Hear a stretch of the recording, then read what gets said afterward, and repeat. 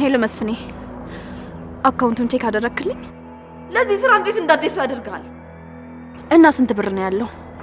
እስቲ ንገረኝ። ሳብዬት እንዳለች ታውቋል። አባቷ ይዛት ሊመጣ ነው።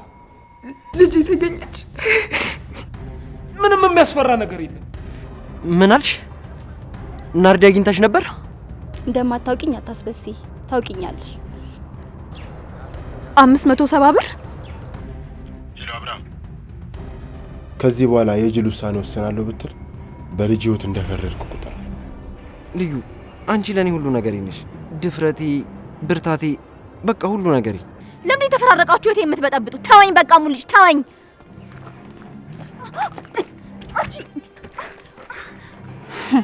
ራስሽን እንዴት ነው የምታዩ? እባክሽ አንተ ትንሽ እንኳን ርህራሄ ማታውቅ አረመኔ ሰው ነህ።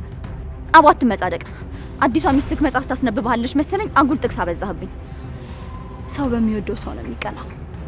ከቻልሽ ከዚህ በኋላ እንደዚህ አይነት ንግግር እንዳትናገር። አባቷ እኮ ነኝ፣ አስቢልኝ።